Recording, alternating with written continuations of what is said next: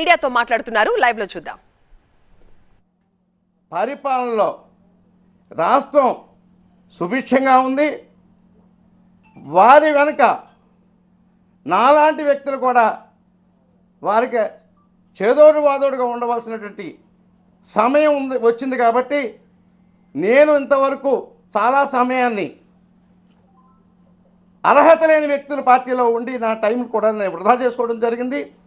ఇక నుంచైనా నా మిగిలిన సమయాన్ని నేను ఎంతవరకు అయితే నేను రాజకీయంగా నేను జగన్మోహన్ రెడ్డి గారికి ఉపయోగపడగలను, నా వయసు ఎంతవరకు సహకరిస్తే అంతవరకు కూడా జగన్మోహన్ రెడ్డి గారికి వైఎస్ఆర్సీపీకి చేదోడు వాదోడుగా అండదండలుగా ఉంటూ ఏమీ ఆశించకుండా పార్టీలో కానీ ఎమ్మెల్యే టిక్కెట్లు కానీ ఇంకో టిక్కెట్లు కానీ ఏమీ ఆశించకుండా అన్కండిషనల్గా ఈరోజు జగన్మోహన్ రెడ్డి గారిని కలవడం జరిగింది సార్. అలాగే వారు ఎంతో ఆదరంగా నన్ను స్వాగతించి వైఎస్ఆర్సీపీ పార్టీలో నన్ను జాయిన్ చేసుకోవడం జరిగిందండి. ఈ రోజు నుంచి ఒక క్రమశిక్షణ గల కార్యకర్తగా, వైఎస్ఆర్సీపీ కార్యకర్తగా జగన్మోహన్ రెడ్డి గారి యొక్క సిద్ధాంతాలని, ఆశయాల్ని ప్రజల్లోకి తీసుకువెళ్ళి ఈ పేద ప్రజలకి నా వంతుగా వారికి నా వంతుగా వృతాభక్తిగా నేను ఎంతవరకు చేయగలను అంతవరకు కూడా జగన్మోహన్ రెడ్డి గారికి కూడా ప్రయాణం చేయడానికి నేను ఈ రోజు నుంచి నేను సిద్ధంగా ఉన్నాను. అలాగే మా జిల్లాలో మా 2 జిల్లాల యొక్క కోఆర్డినేటర్ అయినటువంటి మిథున్ రెడ్డి గారిని పెద్దలు వారిని కూడా వారి సమయం తీసుకుని వారిని కూడా కలిసి వారి యొక్క ఆశీస్సులతోటి వారి యొక్క సలహాలతోటి కూడా నేను ముందుకు ప్రయాణం చేయడం జరుగుతుందండి. అలాగే మా జిల్లాలో ఉన్నటువంటి వైఎస్ఆర్సీపీ మంత్రుల్ని, జిల్లా అధ్యక్షుల్ని, అలా మా పాలకొల్లు ఇన్ఛార్జ్ గారిని అందరినీ కూడా అక్కడ ఉన్న అందరు స్థానిక నాయకులందరినీ కూడా మర్యాదపూర్వకంగా కలిసి వారిని అందరితో కూడా సమన్వయం చేసుకుంటూ వారి వెనుక వారితో పాటు నడుచుకుంటూ ఈ పార్టీని బలోపేతం చేయడానికి నేను సిద్ధంగా ఉన్నానని తెలియజేసుకుంటున్నాను. అలాగే రాబోయే రోజుల్లో ఈ రాష్ట్రంలో జగన్మోహన్ రెడ్డి గారు తప్ప స్వార్థం చూసుకునే ఏ ఒక్క నాయకుడికి ఈ రాష్ట్రంలో స్థానం లేదు అని చెప్పేసి నేను తెలియజేసుకున్నాను.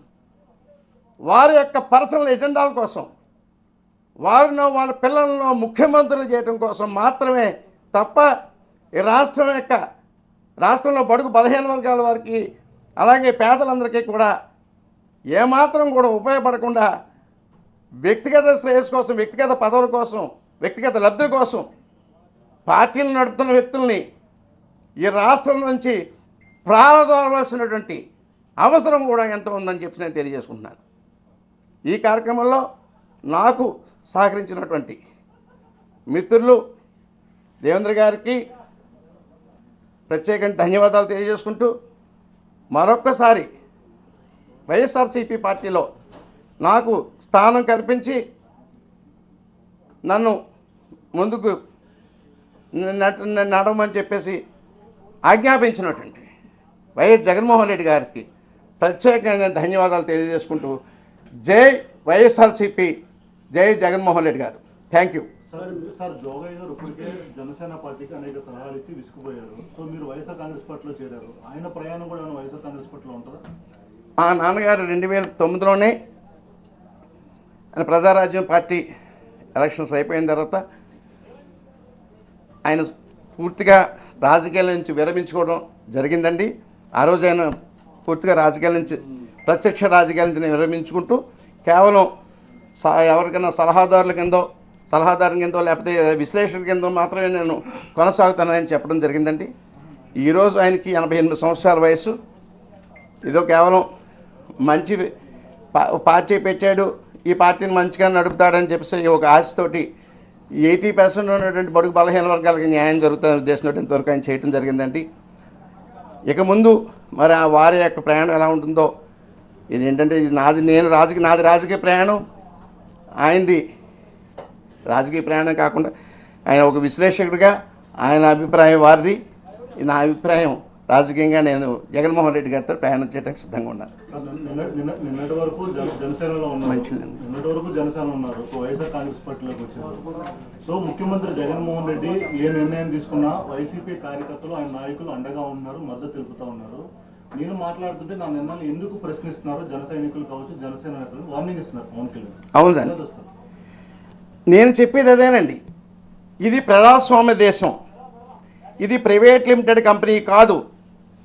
ప్రజలకు సంబంధించి ఒక పార్టీ పెట్టినప్పుడు ప్రజలు ఎవరైనా సరే ఎవరికైనా ప్రశ్నించే హక్కు ఉంటుంది. మనం తప్పు చేసినా ఒప్పు చేసినా ప్రజలు దాంట్లో భాగస్వాములు అడుగుతారు, వారికి సమాధానం చెప్పాల్సిన బాధ్యత మన మీద ఉంది. నేను కళ్యాణ్ గారిని అడిగేది ఏంటంటే 6,50,000 మంది క్రియాశీలక సభ్యత్వాన్ని ఈ సంవత్సరం జాయిన్ చేసుకున్నారు.